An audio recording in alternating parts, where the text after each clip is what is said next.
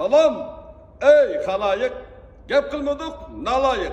Yaxşı olsa anlaysız, yaxşı olsa danlaysız. Kine merhamet.